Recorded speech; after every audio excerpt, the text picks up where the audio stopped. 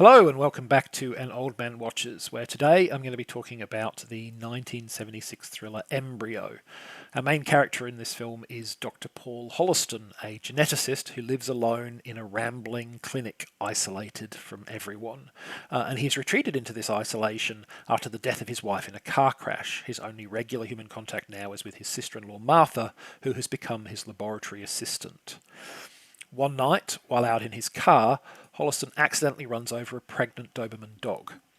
He tries, but is unable to save the mother, but he does manage to save one of her unborn pups. This rescue seems temporary, however. The pup is too premature to survive, even with the artificial womb that Holliston rigs up for it. So the doctor, feeling like he has to try everything, turns to an experimental growth hormone he's been working on, one he hopes will help save children that would otherwise die due to miscarriage or premature birth. Holliston's deceased wife experienced several unsuccessful pregnancies of her own, and Holliston wants to prevent that from happening to other couples in the future. And the procedure proves a success. The dog not only survives, but it grows to adult size in just a few days, allowing Holliston to pass it off as the mother of itself, basically, disguising his secret experiments and explaining where the dog has gone. Eager to use his discovery to help would-be parents, Holliston then illicitly acquires a human embryo to perform further tests. But in the flush of his success, Holliston has failed to notice that his dog is unusually intelligent and aggressive. It's not only capable of acts of great violence, but also of concealing the evidence of those acts. What this might mean with a human test subject, of course, is what this film is all about. So Embryo was directed by Ralph Nelson, a man who had previously helmed 3 Oscar-winning films, as well as the confronting revisionist western Soldier Blue, which I discussed back in August last year. So he had had a long and successful career, as did the 4 actors named in the image on your screen.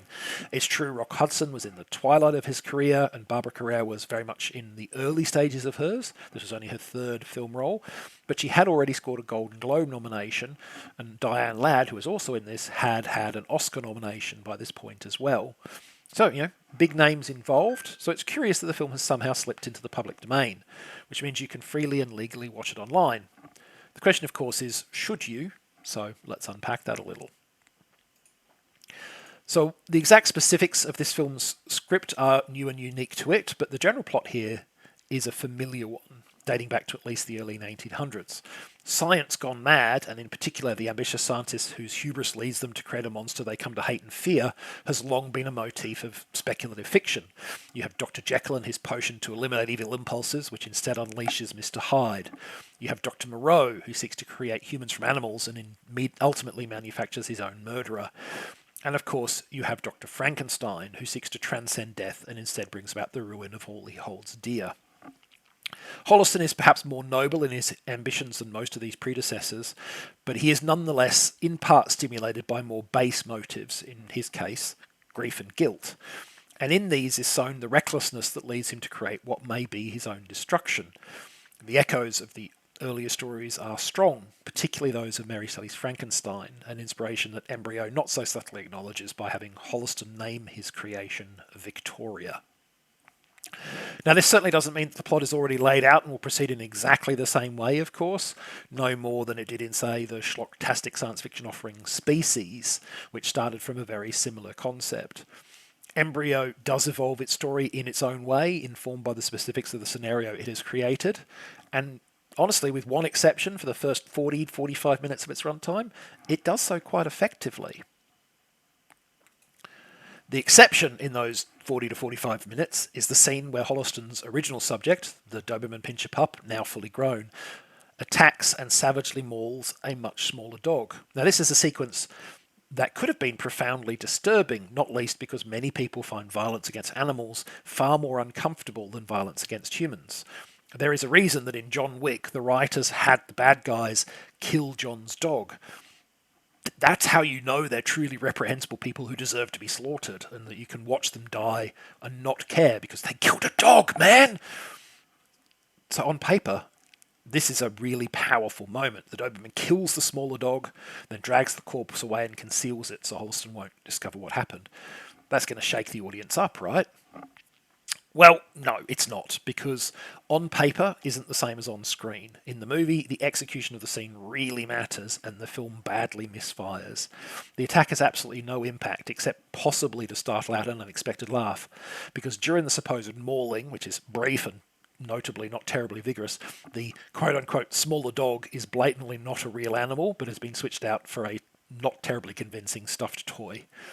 Still, that is just one moment, and it could be forgiven were it not for the fact that the film rather falls apart in its second half. The key problem, in my opinion, is that it can't seem to decide whether it wants Victoria to be sinister or sympathetic. Is she a terrible monster who is hiding behind a beautiful visage, or is she a gifted young woman taking desperate and extreme measures to preserve her own life in the face of a world that seems intent on exposing and destroying her? The film tries to have it both ways, and in doing so, it fails to really achieve either goal. Victoria is in principle quite sympathetic. She faces a lot of unfair jealousy from Martha. She is arguably sexually exploited by Dr. Holliston, and she discovers that she has a life-threatening condition due to the nature of her origin. But on the other hand, her response to almost any problem is to murder it, and she doesn't show much in the way of emotional conflict over this. It's hard to sympathise with someone who is basically a sociopath, even though it's also hard to feel much sympathy for Holliston. His initial motives may have been noble, but he does seem rather easily sidetracked once his creation proves to be a beautiful, sexually available young woman. And let's face it, the whole experiment was hugely unethical to begin with. Now, it's true that they're both monsters is very much a theme in Frankenstein, so it's perhaps not surprising that this film, which owes such a debt to that book, would attempt to explore similar concepts. Unfortunately, it's an exploration that requires a real deftness of dialogue and plot, and I don't think this script has that deftness. You could say, if you were prone to making bad jokes, and I am, that this embryo fails to properly develop. And on that note, let's talk about next time, where we'll be talking about the wire-through action of the second and third films in the Once Upon a Time in China series. But that is next time. Until then, thanks for watching this video, and I hope you enjoyed it.